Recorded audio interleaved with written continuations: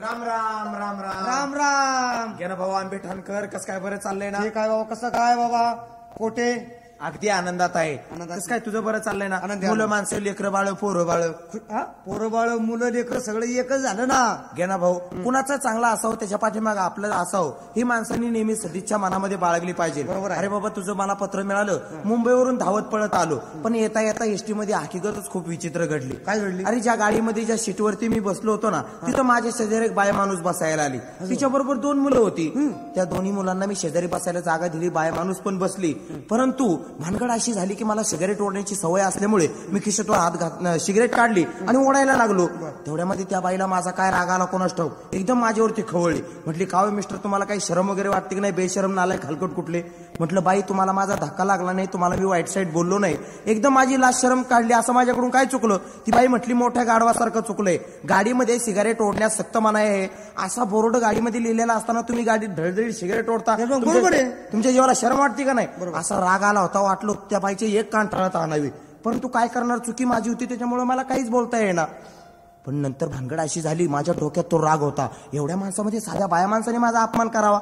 2-4 kilometre गाडी गेली आणि ज्या संधीची मी आतुरतेने वाट पाहत होतो तीच संधी नेमकी चालून आली का? त्या बाईचं तानं पोरग ते लागलं रडायला. ते मुलगा जसं रडायला लागलं, त्या बाईने ते पोरग मांडीवर घेतलं, लागली त्या मुलाला पाजायला. ती बाई जशी त्या मुलाला पाजायला लागली तशी माझी ट्यूबलाईट पेटली. म्हटलं थोड्या वेळापूर्वी या बाईनं आपला अपमान केला होता, आपल्याला एसटीचा नियम दाखवला होता, या बाईचा बदला घ्यायची म्हटलं हीच वेळ आहे.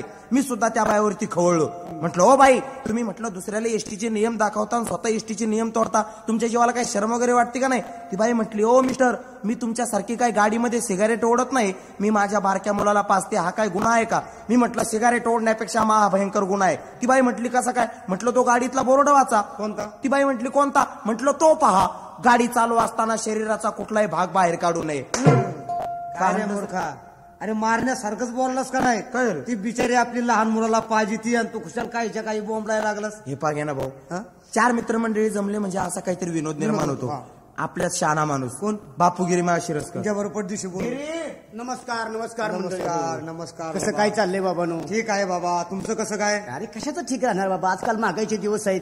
अशी महागाई कधी पाहिली होती का नाही तुम्ही? ना बाबा. पण आजकाल जवारांनी बेकार फिरून जमत नाही, काहीतरी धंदा केला पाहिजे. त्याची म्हण आहे ना, 2 पैशाचं चाकर असो पण माणसाने बेकार नसावं. पण घाबरू नका, सरकारने चिकार सोय केली आहे. सोसायटी मिळायला लागली, शेतीमार्फत बँकेकडून कर्ज मिळतंय.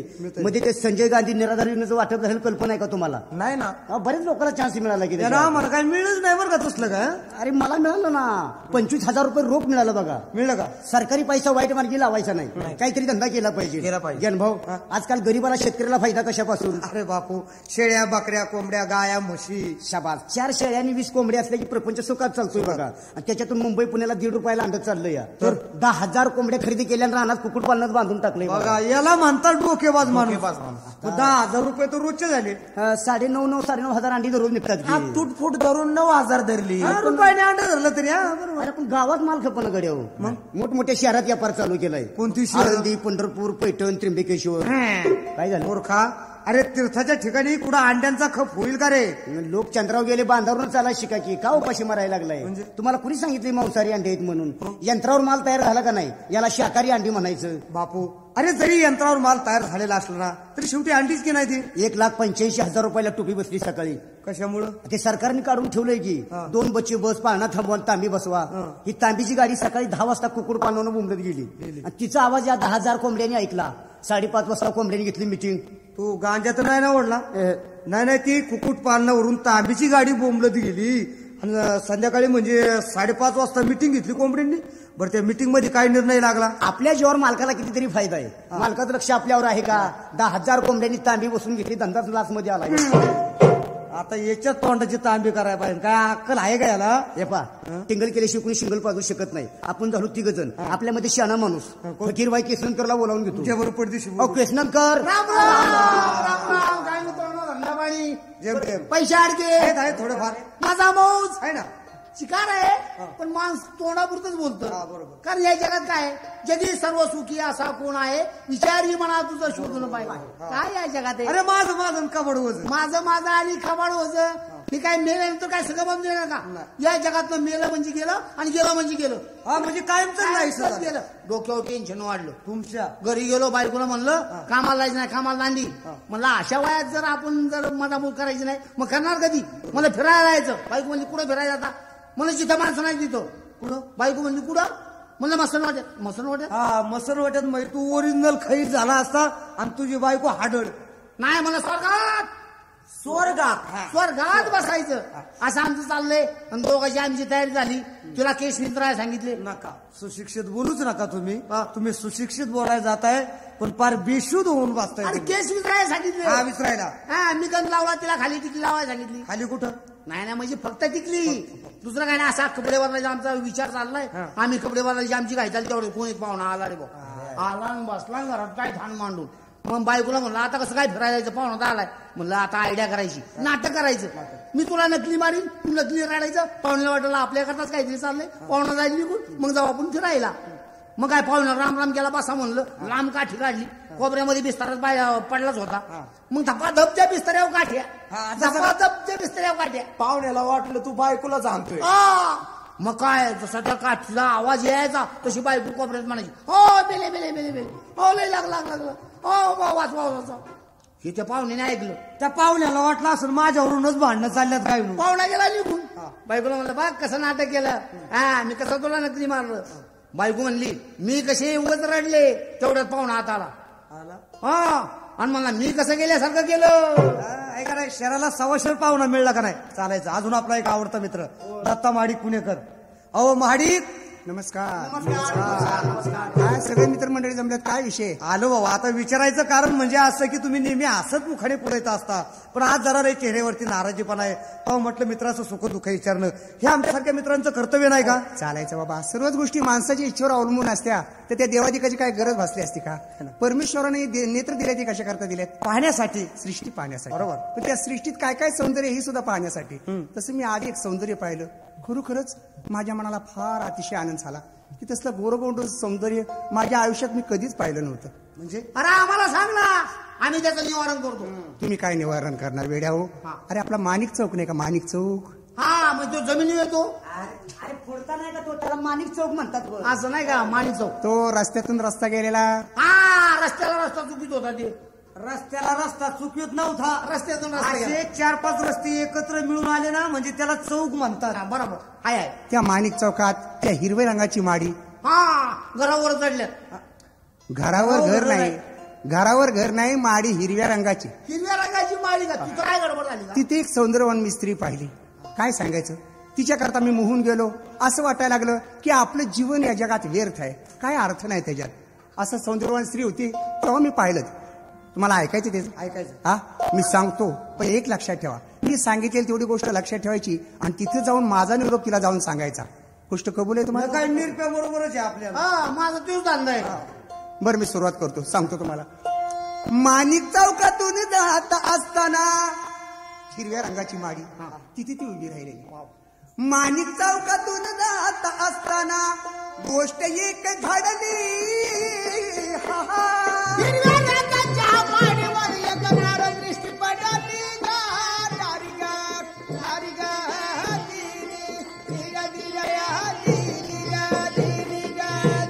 अहो माणिक चौकातून राहत असताना गोष्ट एक घडली. हिरव्या रंगाच्या माडीवर एक नारळ दृष्टी पडली.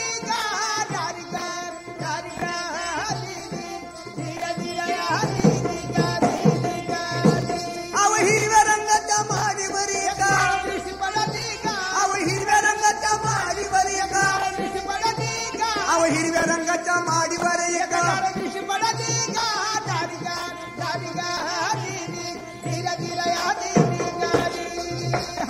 माणिक चौकातून जात असताना गोष्ट एक घडली आणि हिरव्या रंगाच्या माडीवर एक नार दृष्टी पडली. बघा काय म्हणतो, माणिक चौकातून जात असताना गोष्ट एक घडली. हिरव्या रंगाच्या माडीहून एक नार खाली पडली. खाली नाही पडली, दृष्टी पडली.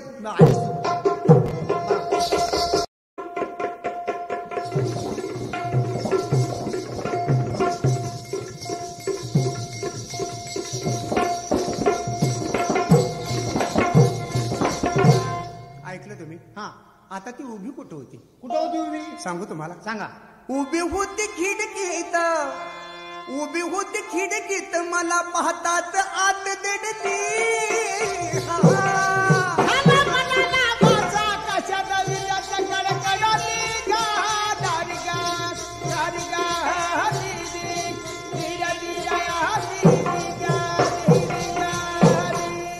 उभी होती खिडकीत मला पाहताच आत दडली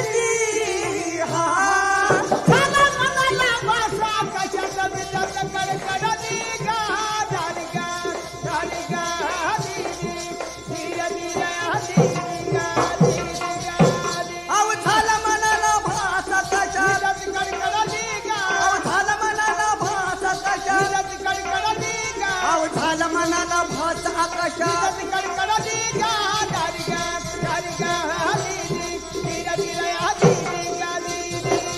उभी होती खिडकीत मला पाहताच आत दडली आणि झाला मनाला भास आकाशात वीज कडकडली वीज ज्याप्रमाणे कडकडून नाहीशी होते तशी ती आतमध्ये गेली काय माझी परिस्थिती त्यावेळची सांगू तुम्हाला तरी म्हणलं की या गाडीच्या डोक्यावर टेन्शन का वाढलं आज 8 दिवस मी पाहतोय याची माणसंच मला सांगतात ना की हा भाकर पेत नाही पाणी खात नाही भाकर खात नाही पाणी पित नाही उलटच काय बोलता तुम्ही 8 दिवस झालं फकीरबाई एखाद्या गोष्टीचं वेड माणसाला लागलं ना म्हणजे त्याला जगाच्या सगळ्या गोष्टी तुच्छ असतात आता ती आतमध्ये गेल्याच्या नंतर तिचा श्रृंगार काय होता अंगा कसा होता नेसून चंद्र काळा काळी काय नेसून चंद्र काळा काळी चोळीवर छान खाडी काढली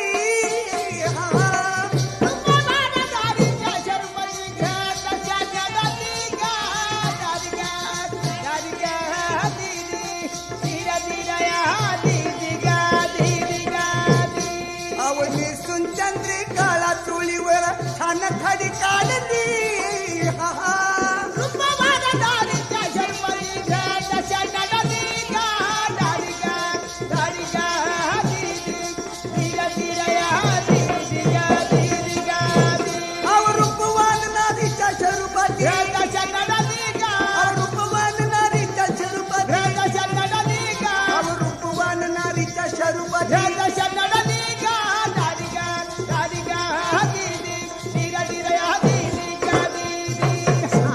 चंद्र काळा काळी चोळीवर छान खडी काढली आणि रूपवान नारीच्या स्वरूपाची ग्रहदशा आणली काय तिचं ते सौंदर्य सकाळचा प्रहर 8चा सुमार सूर्यानं कवळवून तिच्या केसावर टाकलेलं केस वाळवी ती गच्चीत उभी राहिलेली आणि मी तिला खालून पाहिलं सकाळचा प्रहर दिवस उगवला असेल ते कोवळवून तिच्या तोंडावर पडला असेल तिचं सौंदर्य खुलून दिसलं असेल आणि त्यात ती काळी चंद्रकाळा नेसलेली गोल साडी आणि केसरींची उभी राहिली माडीवरती उभी राहिली आणि तू खालून पाहिलं मग आता तुला काय दिसलं असेल काय काय दिसणार म्हणजे केस वाळली होती कारण का सुकलेली केस होती बाबा सूर्याचं किरण पडलेलं ते केसाची अशी आकडे झालेली बाबा आणि खालून पाहिलं असेल केसच दिसणार दुसरं काय दिसणार बरोबर आहे कारण तुमच्या नशिबात सगळे आकडेच आहेत आणि केसच ते आतमध्ये गेल्यानंतर माझ्या मनाची अवस्था कशी झाली बाबा तिच्या नादानं मी वेडा झालो तिच्या नादानं मी वेडा झालो वस्त्र सारी फाडली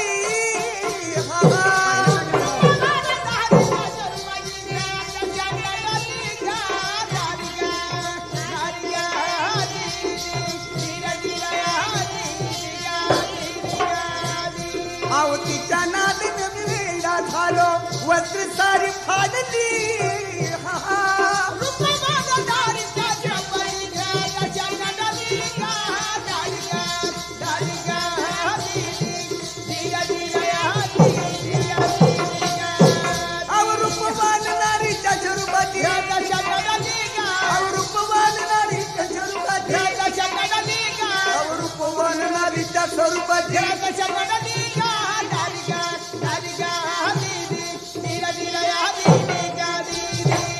मी तुमच्या जिव्हाळ्याचा मित्र आहे मला माणसात बसवणं हे तुमचं कर्तव्य खरं आहे आल्या जन्मात माणसाने काय करायचं असतं एक चांगलं किंवा वाईट हे काय काय गोष्टी आहेत ना बरं किंवा वाईट हे जोडू नका ह्याचं कारण एक कवीश्वरानं सांगितलेलं आहे जोडलेली जोडी अशी जोडावी म्हणून जोडाक्षर तुम्ही पहिलं शिका आणि ती तुमच्या नशिबात नाही जोडाक्षर तेव्हा माझं तुम्हाला एकच सांगणं आहे ज्या व्यक्तींचं मी नाव सांगतो त्या व्यक्तींचं नाव तिथं दाखल करा त्यांना सांगा की त्या माणसाने तुम्हाला आमच्याकडे पाठवलेलं आहे आणि आम्ही तुमच्याकडे आलेलो आहे तेव्हा माझ्याबद्दल तिला 2 गोष्टी समजून सांगायच्या. सांग त्या माणसाचं नाव.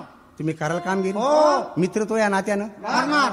अहो अहमद शंकर म्हणे नारीनं, अहमद शंकर म्हणे नारीनं ओळख सोडली.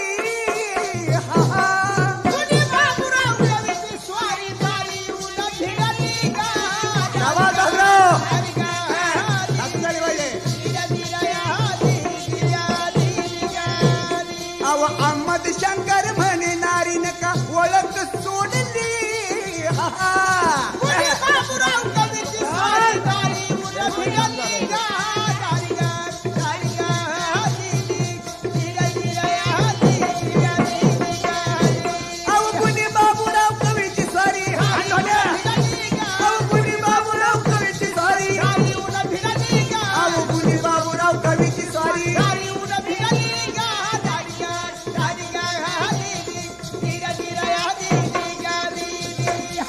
माझ्या जिव्हाळ्याचे मित्र आहे. माणसात बसवणं किंवा माणसात उठवले मित्राच्या साधी नाही. कारण जन्म देणारे आई बाप असतात पण चांगलं किंवा वाईट वळण लावणारा हा मित्र असतो.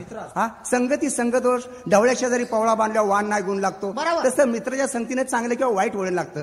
तेव्हा माझ्या मनातला विरंगुळा पडावा अशा ठिकाणी मला घेऊन चाला. आपण शिवाजी मित्र आहेत.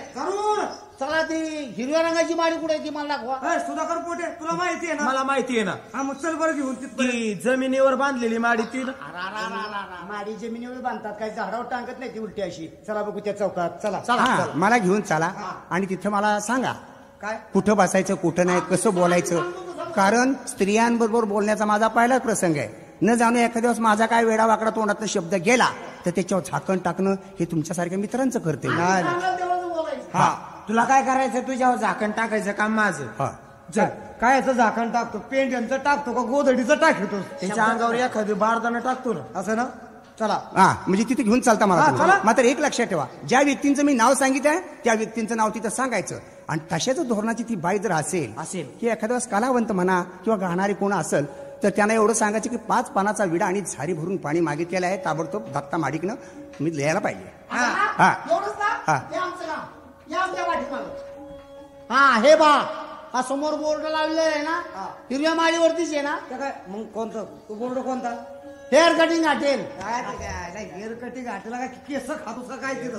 त्याच्या शेजार नाही का तो बोर्ड लोखंडी सामानाची घाणवाळ. वा इकडं मला तुमच्या आयुष्यात कधी चांगलं बोलता आले का? बोर्ड बोर्ड वाचता येतो का तुम्हाला? तुम्हाला वाचता येतो का? मला येतो ना वाचता. वाचा बरं. येथे भजे रिपेअर करून मिळतील.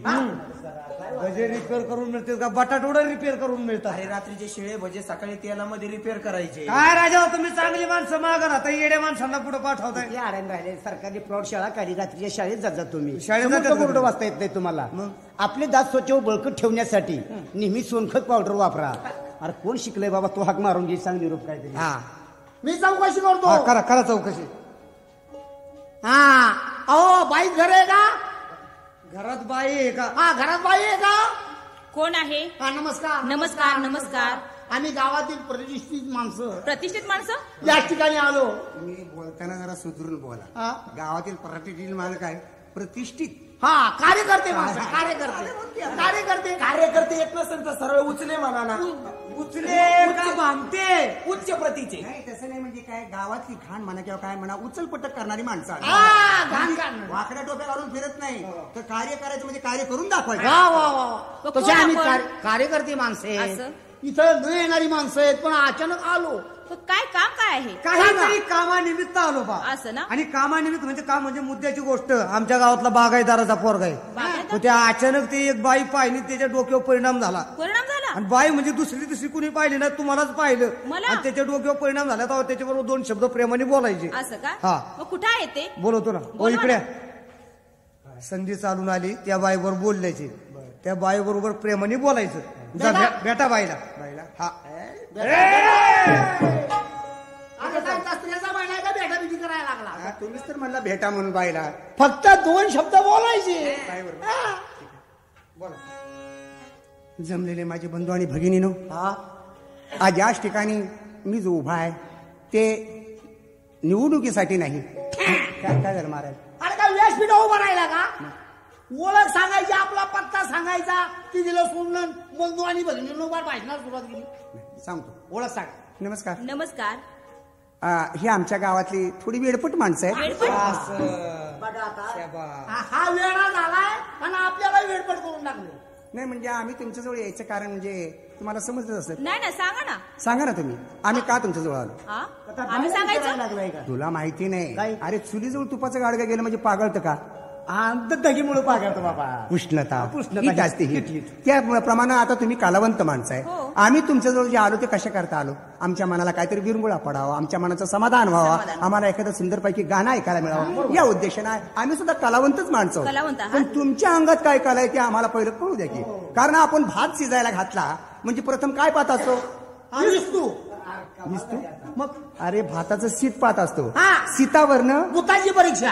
ए भूता तू गप बस, तुला नाही समजायचं बसलोय त्यात. मोठं भूत. तेव्हा तुमच्यात कोण अशी कलावंत माणसं आहेत हा, का. माझी मुलगी आहे ना. बोलवा ना, परिचय करून द्या.